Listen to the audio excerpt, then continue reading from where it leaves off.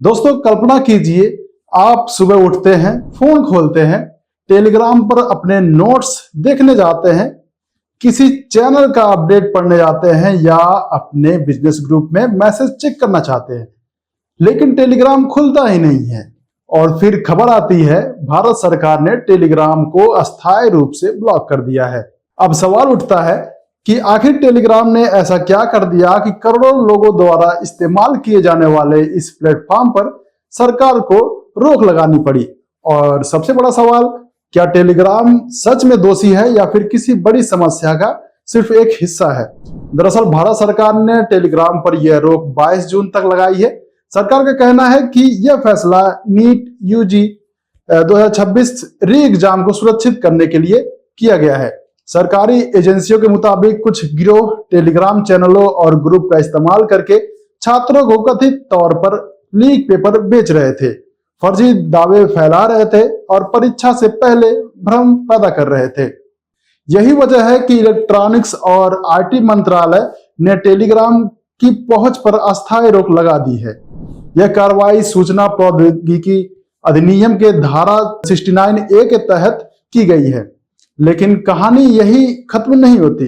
सरकार ने सिर्फ टेलीग्राम को ब्लॉक नहीं किया, बल्कि टेलीग्राम के एक खास फीचर पर भी निशाना साधा।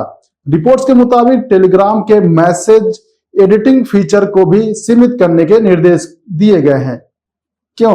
क्योंकि जांच एजेंसियों का दावा है कि कुछ लोग पुराने मैसेज एडिट करके उन्हें लीक पेपर जैसा दिखाने की कोशिश कर रहे थे। अब यहां से बहस शुरू होती है।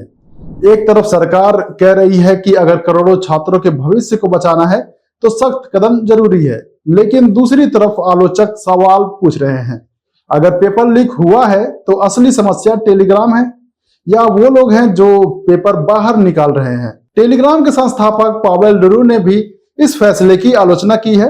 उनका कहना है कि कुछ गलत लोगों की वजह से लाखों करोड़ों सामान्य यूजर्स को परेशानी झेलनी पड़ रही है। अब सच कहें तो टेलीग्राम सिर्फ एक चैटिंग ऐप नहीं है। लाखों छात्र अपनी पढ़ाई का मटेरियल यहीं रखते हैं। हजारों कंटेंट क्रिएटर्स अपने ऑडियंस से भी यहीं जुड़े रहते हैं। कई छोटे बिजनेस टेलीग्राम चैनलों के जरिए अपना काम चलाते हैं। यानी इस फैसले का असर सिर्फ उन लोगों पर नहीं पड़ेगा जो गलत काम कर रहे थे, बल्कि उन लोगों पर भी पड़ेगा जो टेलीग्राम का इस्तेमाल पूरी तरह वैध तरीके से करते हैं।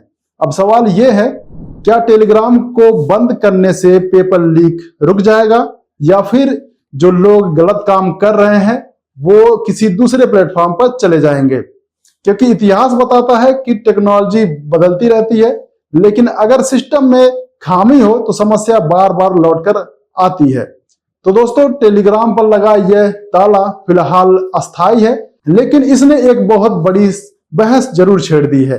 क्या सरकार ने सही फैसला लिया है या फिर पेपर लीक की असली जड़ कहीं और है?